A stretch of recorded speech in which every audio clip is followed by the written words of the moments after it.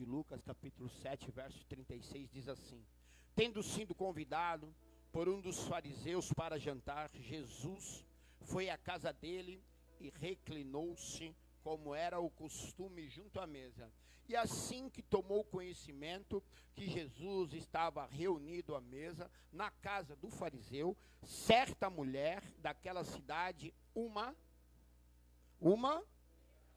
trouxe um frasco de alabastro cheio de perfume.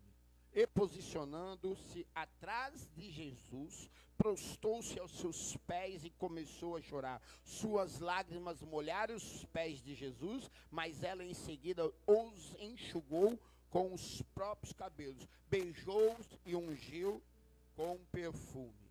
Diante de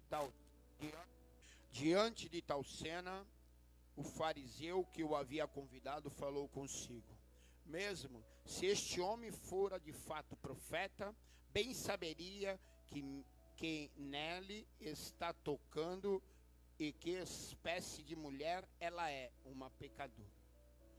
Então voltou-se Jesus para o fariseu e lhe perguntou: Simão, algo tenho para te dizer. Ao que ele agradeceu: sim, mestre, diz-me. 2 homens deviam a certo credor, e um devia 500 denários, e outro 50 denários. Nenhum dos dois tinha com que pagar. Por isso o credor decidiu perdoar a dívida de ambos. Qual deles o amará mais? Você pode se sentar aí. Eu nem vou ler o texto todo. Preste atenção. A Bíblia vai dizer que, tendo sido convocado por um fariseu a um jantar, Jesus adentra a esta casa. Ali ele é convidado não como uma honra para aquela casa, não porque ele era uma pessoa importante para aqueles que residiam naquela casa. Pelo contrário, ali eles queriam especular a vida de Jesus naquele jantar.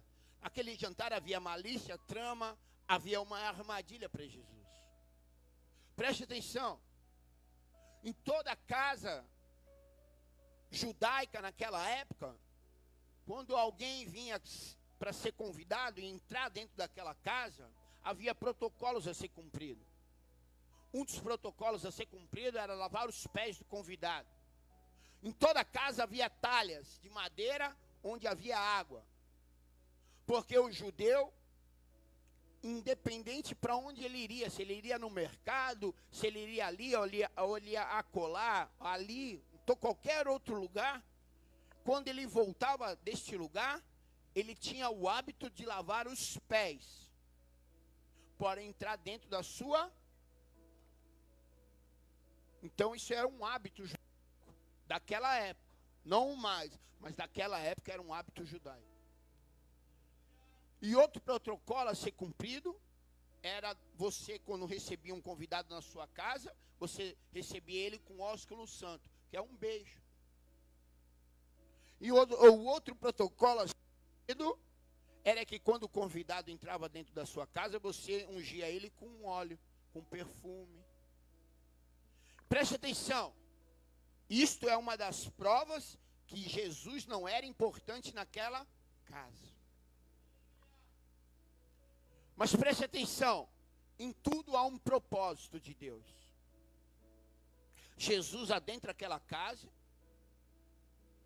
como convidado, mas não o mais importante.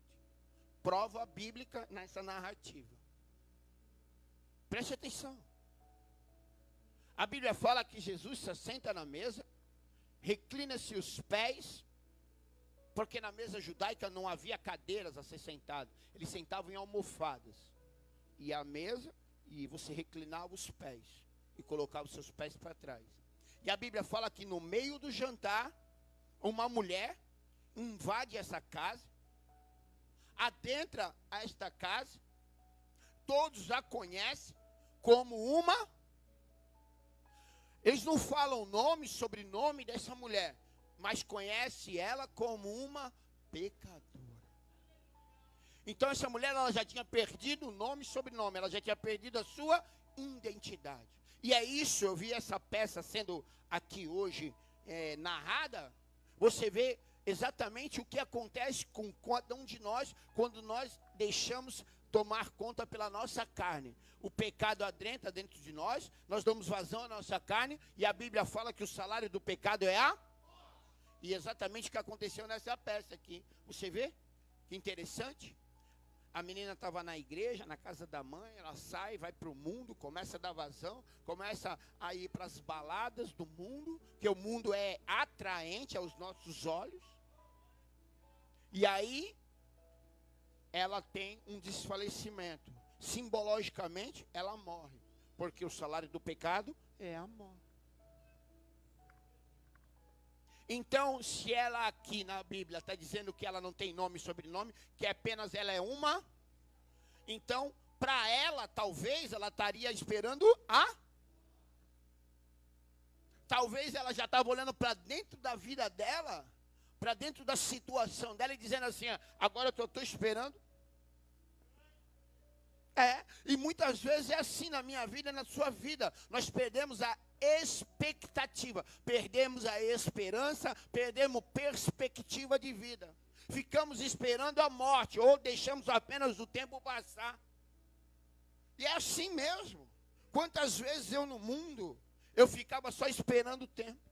Eu falava, e agora mesmo? Já achei o pau da barraca, o que eu vou fazer? Continua aqui no pecado.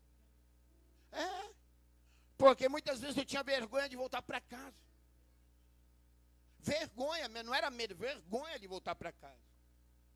Eu falava, nessa situação eu não tenho coragem de passar por ali, não tenho coragem de passar por aqui, meus amigos vão me ver assim. É isso, o pecado, ele nos envergonha.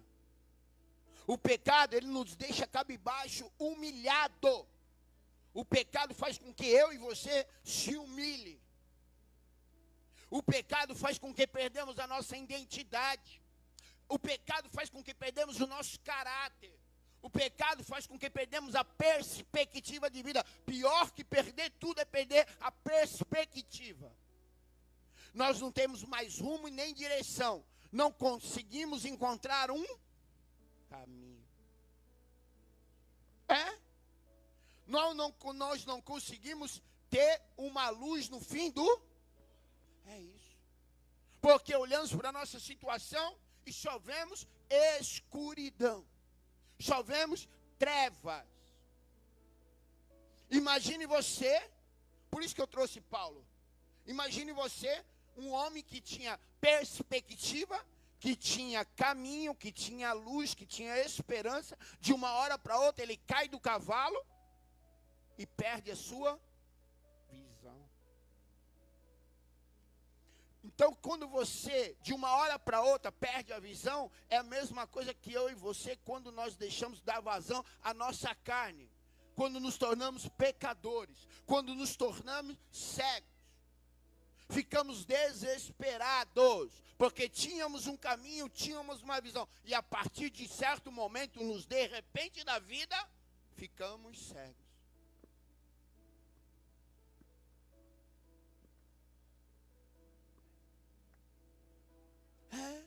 É assim o pecado.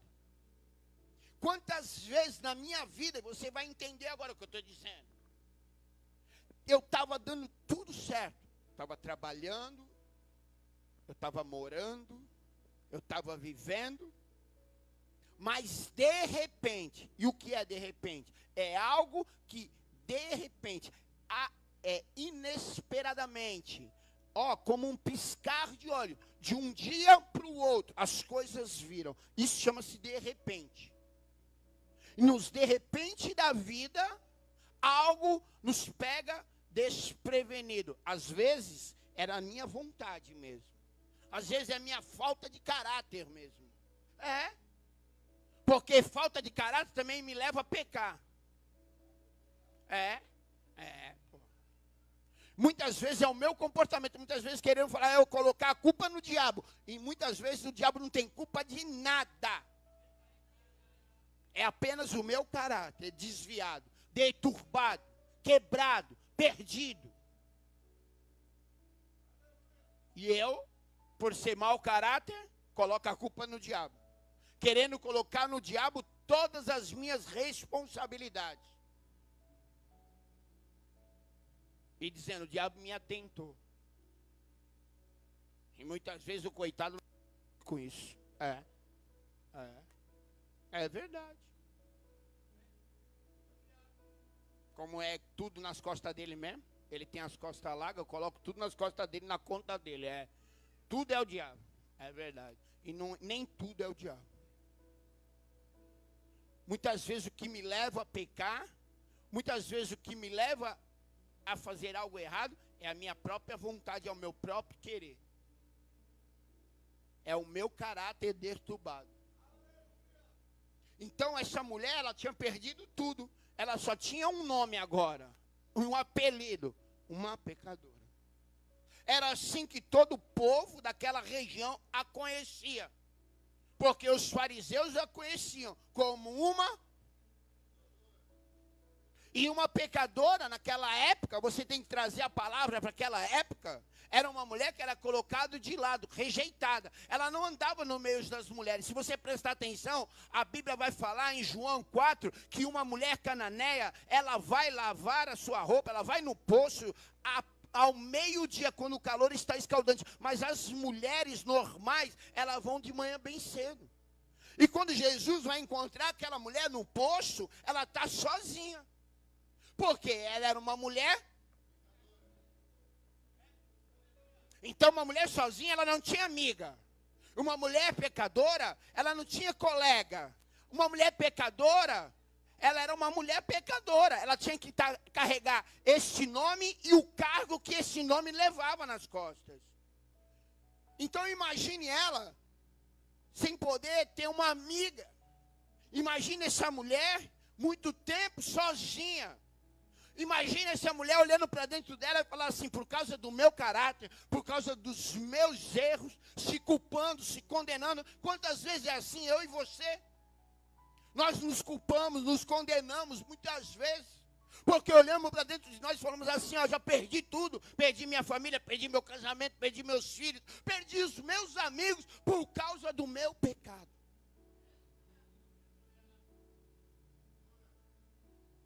Senão você não vai entender esse texto. E é exatamente isso que acontecia na mente e no coração daquela mulher. Era uma mulher rejeitada. E a Bíblia vai falar assim, ó, vinde a mim todos aqueles que estão cansados e oprimidos. O meu fardo é leve e o meu jugo é suave. Vinde aprender de mim que sou manso e humilde de coração. E talvez ela escutando essa palavra, algum dia, talvez ela vendo Jesus fazendo milagres, ressuscitando, curando, libertando, talvez ela entendendo ou escutando algum dia a história daquele leproso que estava lá rejeitado, que estava lá jogado, esperando apenas a morte, que ele toma uma decisão de sair do leprosário e ir ao encontro de Jesus e dizer assim, no meio de uma multidão, mesmo talvez sendo apedrejado ali, tendo pela lei, sendo levado à morte, se arriscando mesmo, verdadeiro metendo louco de Jesus, é verdade. Talvez ela escutou isso, e escutou aquele leproso dizendo assim, ei Senhor, se quiseres pode me purificar, e Jesus vai até ele, toca no leproso, o leproso é curado. Talvez ela escutou a história do cego de Jericó, aquele menino chamado Bartimeu, que perde a visão, que perde família, que mata os seus pais, e fica à beira do caminho pedindo esmola, mas um dia ele toma a decisão de jogar a capa de lado, de sair da beira do caminho e agora entrar no caminho. E ele começa a clamar, e no meio de uma multidão, ele toma a decisão de clamar mais alto, mesmo uma multidão falando para ele calar a boca. E quantas vezes é assim na minha vida e na tua vida, quando você toma coragem, quando você toma a decisão, tem sempre alguém para te colocar para baixo.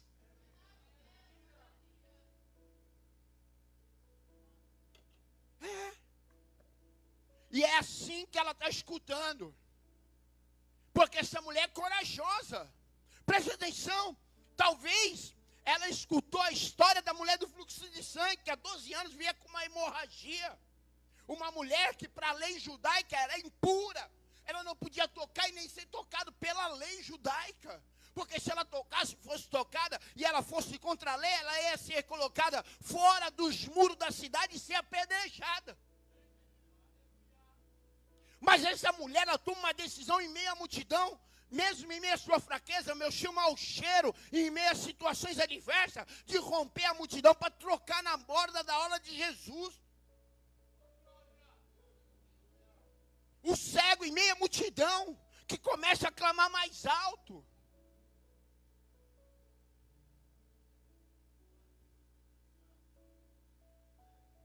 São pessoas que eu estou contando e relatando para você, que estavam no meio de uma multidão, que saíram do meio de uma multidão em situações adversas, que não tiveram medo, mas tomaram uma decisão de se arriscar por Jesus, acreditando que ele era o Filho de Deus verdadeiramente, que acreditando na palavra que ele veio para buscar aquilo que estava perdido, acreditando que ele podia salvar, curar e libertar, tomando uma atitude de fé, uma atitude de coragem.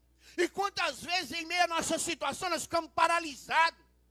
Mas está aqui essas lições bíblicas, essas narrativas bíblicas, para ensinar eu e você que em nossas adversidades, em nossos medos, em nossas fraquezas, nós temos um Deus que olha por mim e por você, que Ele não veio para te julgar, Ele não veio para te apontar, mas Ele veio como teu advogado.